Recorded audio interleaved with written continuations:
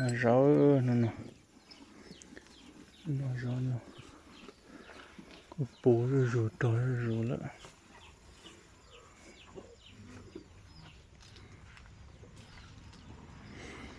nó là ý đó chỉ nó chỉ tròn này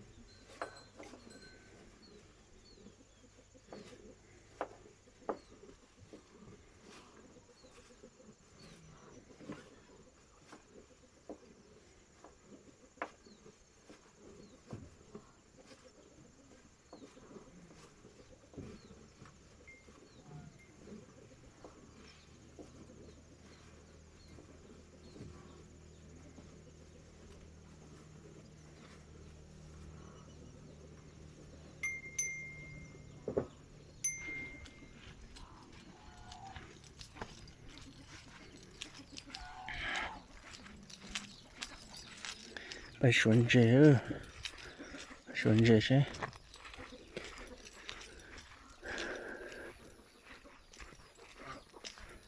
xuân rễ sẽ bộ màn rễ nữa nằm ở chua xuân rễ đã là một số sẽ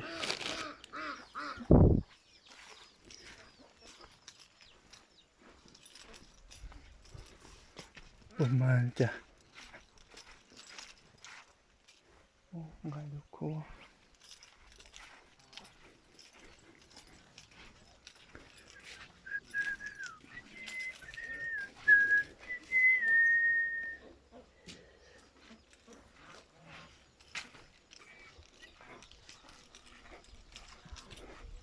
ngay luôn nó tôi giống nó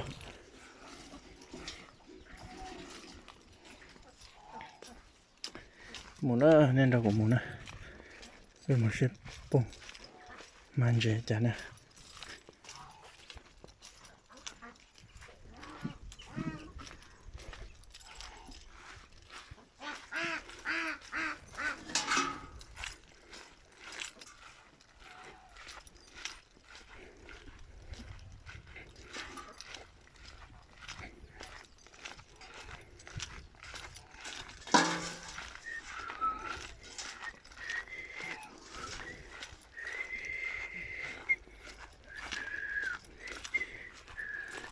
nó chắn đồ trong cỡ li ngon này chắn đồ gì sẽ đấy chắn đồ bằng tít tít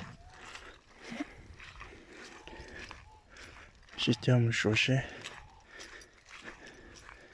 nằm mò chút chua và trộn đồ nữa thì nó một số xe wow mà chả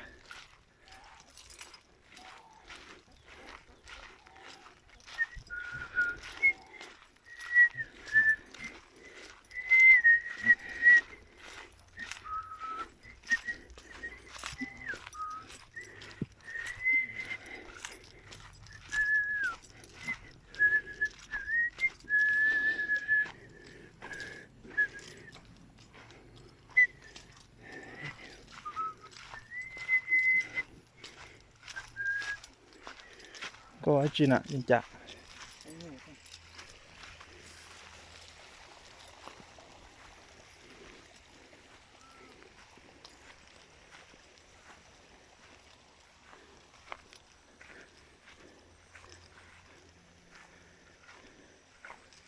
bọc khử nữa xem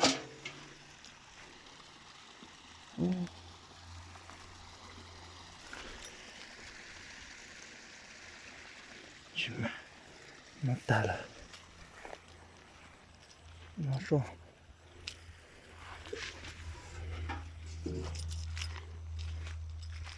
mình chi đây này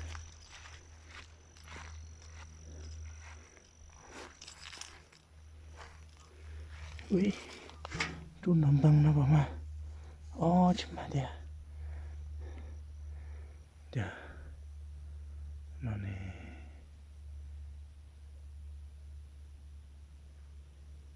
Ô, cái tuần tới anh khâu ta lên. Ô, nó rên gì quá. Hai lô lì. Ô.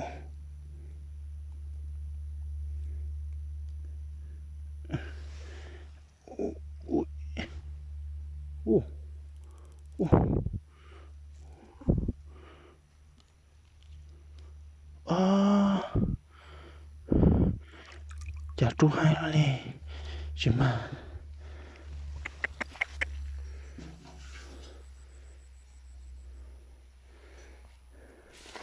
Nó khử quá. Sao? Sao? Nó chứ mà. Nó có mà. Không có. Chỉ nó cho lên. Chứ mà chứ. Ô. Mà nó chả hai lô lì.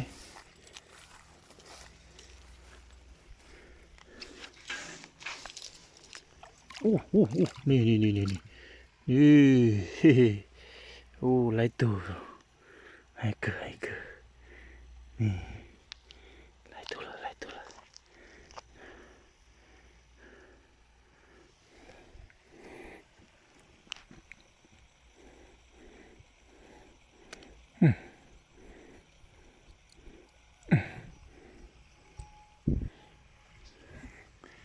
Ô, tròn thông.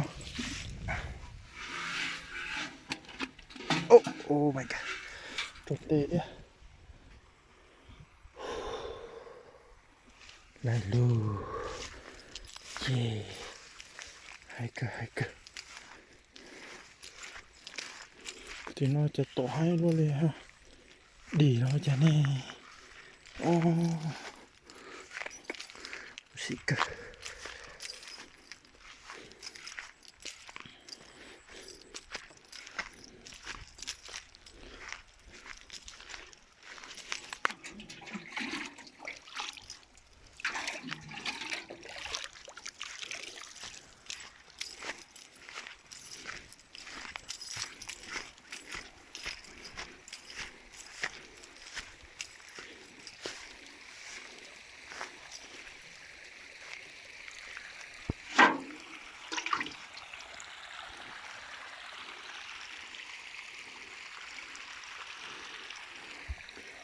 โอ้ไรตุ่นเยอะ